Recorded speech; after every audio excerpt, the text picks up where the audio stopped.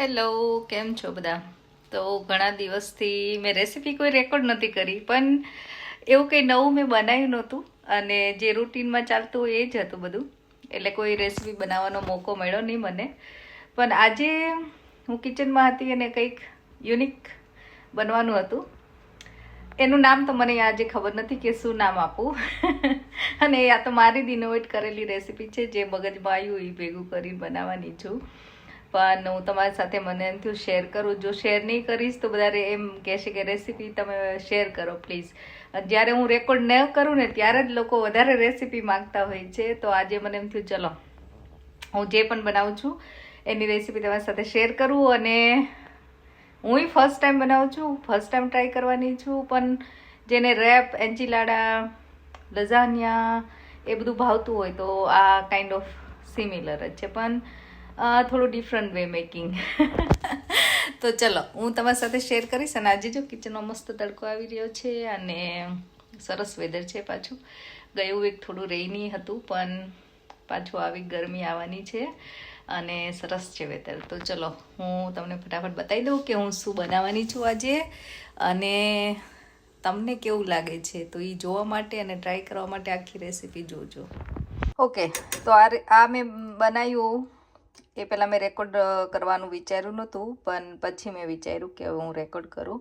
તો આના માટે મેં શું કર્યું છે, મેં રાજમા લીધા હતા, બોઇલ રાજમા, બધા વેજીટેબલ્સ મિક્સ, કેરટ, ફણસી, વટાણા, જે પણ તમારી પાસે અવેલેબલ હોય, કેપ્સિકમ છે. તો બધા જ વેજીટેબલ્સ મેં આમાં એડ કરી દીધા છે. પ્લસ એમાં મેં શું કહેવાય, ટમાટો પ્યોરી અથવા તો પાસ્તા સોસ, તમે કાંઈ પણ યુઝ કરી શકો, એ મેં યુઝ કર્યું છે. અને શું કહેવાય, મેક્સિકન સિઝનિંગ, ટાકો સિઝનિંગ આવે એ મેં એડ કર્યું છે અને સોલ્ટ એડ કર્યું, ધેટ્સ ઇટ. તો આ રેસીપી આવી રીતે મેં બીન્સનું મિક્સચર વિથ વેજીટેબલ્સ રેડી કર્યું છે. અને આ છે થોડા એમ જ વેજીટેબલ મેં કટ કરી લીધા છે.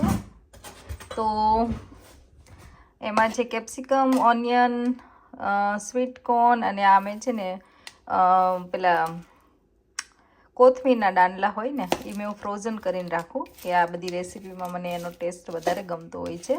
તો હું નોર્મલી એમાં એડ કરું છું. અને આમાં મેં અગેન મેક્સિકન સિઝનિંગ, મેં અત્યારે આ ટાકો સિઝનિંગ અત્યારે વોલવર્થમાંથી વાપરેલું છે, પણ તમે કોઈ પણ બ્રાન્ડનું ટાકો સિઝનિંગ વાપરી શકો. એ મેં આમાં પણ થોડું એડ કરી દીધું છે, એટલે વેજીટેબલમાં થોડી ફ્લેવર આવી જાય. તો આ રીતે આ વેજીટેબલ્સ પણ મેં લઈ લીધા છે. હવે જોશે તમારે રેપ અને ચીઝ. તો મેં અહીંયા રેપ પણ લઈ લીધા છે. હવે આ રેપ આપણે યુઝ કરીશું. આ હોલમિલના સીડ્સવાળા રેપ આવે છે એ મેં લીધા છે. અને આઈ થિંક ઇટ્સ કોલ્સ કે વોલવર્થમાંથી જ છે. આ મિશનના છે, સોરી. પણ તમે ગમે તે રેપ તમારી ચોઈસ પ્રમાણેના લઈ શકો. તો હવે આપણે એસેમ્બલ કરવાનું છે. જો એસેમ્બલ કરવા માટે મેં આવી રાઉન્ડ ટ્રે લીધી છે, અને આપણે કેક ટીન હોય ને એવું જ. અને આપણે એન્ચિલાડા કેમ કરીએ છીએ, પણ રોલ કરીને કરીએ છીએ. આ વખતે હું આવી રીતે લેયર કરવાની છું, લઝાનિયાની જેમ. તો રેપમાં આપણે લેયર બનાવીશું. તો ચલો હું બતાવું તમને એક કરીને અને હું કઈ રીતે કરું છું. તો સૌથી પહેલાં મેં આ પાસ્તા સોસ થોડો પાથરી દીધો છે નીચે. અને હવે આપણે આ રેપ આવી રીતે મૂકીશું અને બધી બાજુથી ઇક્વલી સ્પ્રેડ થઈ જાય એવી રીતે. જો તમારી પાસે મોટી ટ્રે હોય તો એમાં પણ તમે કરી શકો છો. તો આ રીતે મેં પાથરી દીધું. હવે એની ઉપર હું આ વેજીટેબલનું લેયર કરીશ અને થોડી ચીઝ એડ કરીશ. પાછું રેપ મૂકીશ, પાછું આ જે વેજીટેબલ્સ આપણે કાપ્યા છે એનું લેયર કરીશું અને એની પર ચીઝ એડ કરીશું. તો એવી રીતે 2-3 લેયર કરીશું. અને પછી ઉપરથી ચીઝ, જાલાપીનો કે હેલેપીનો, તમે જે કહો એ એડ કરીશું અને આપણે બેક કરીશું. તો તમારે જેટલા લેયર કરવા હોય એટલા કરી શકો છો. અને અહીંયા હું જોઈએ કેટલા થાય છે તો હું તમને બતાવું.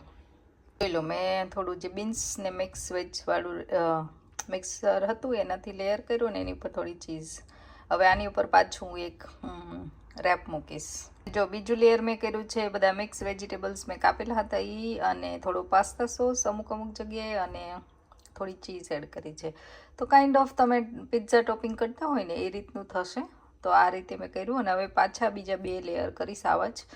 અને જોઈએ તો જોઈ લો, મેં આ રીતે બધા રેપના લેયર કરી દીધા છે. ઉપરના રેપ ઉપર થોડા વેજીટેબલ્સ, હેલેપિનો, ચીઝ બધું એડ કરી દીધું છે. અને હવે આપણે ઓવનમાં મૂકી દઈશું, એને બેક થવા દઈશું, અને જોઈએ કેવી રેસીપી રેડી થઈને આવે છે બહાર.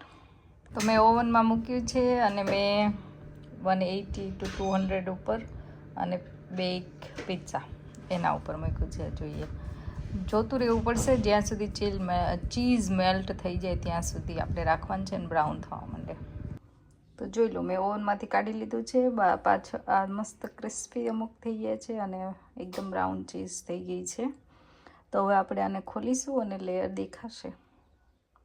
તો જોઈ લો છે ને, બધા લેયર સરસ રેડી થઈ ગયા છે. તો હવે આપણે આને કટ કરીશું અને એન્જોય કરવાનું છે. તો ચલો, અમે જમતા તમને કહીએ કે કેવી લાગી અમને આ રેસીપી. તો જો અંદરથી પણ આટલા સરસ લેયર દેખાય છે, અને આ રીતે આપણે કટ કરી લીધા છે જમવા માટે. ચલો, અમે તો જમવા બેસી ગયા છીએ અને ટ્રાય કરવા રેડી છીએ ને સ્નેહ. નવી રેસીપી મમ્મી બનાવી છે કંઈક, છે ને? આમ તો લઝાનિયા જેવું જ લાગે છે. લેયર્સ આમ તો લઝાનિયા વિથ રેપ હે ને ચાટ. શું કેવું? કેવું લાગ્યું? સારું લાગ્યું? સ્નેહુ ને? ગુડ.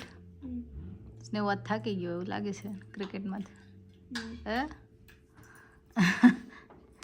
તો જોઈ લો, મસ્ત બની છે રેસીપી. ટ્રાય કરજો, અને ટ્રાય કરો તો મને જણાવજો કે તમને કેવી લાગે છે. દેખાય છે સરસ, અને ટેસ્ટમાં પણ છે સરસ. જો કમલેશનો છેલ્લે વારો આવે છે આજકાલ. કન્ફ્યુઝ થઈ ગયા. કન્ફ્યુઝ થઈ ગયા કેમાં? શું કેવું? શું કેવું એને? એટલે રેસીપી નામ આપવાનું છે આપણે. અચ્છા, બનાવી રેસીપી તમે બનાવી, નામ આપો બટન. શું વાત છે ભાઈ! તો પછી પ્રોગ્રેસ થયો. પ્રોગ્રેસ થયો. યસ. હું તો વિચારતો કે આ શું છે એમ.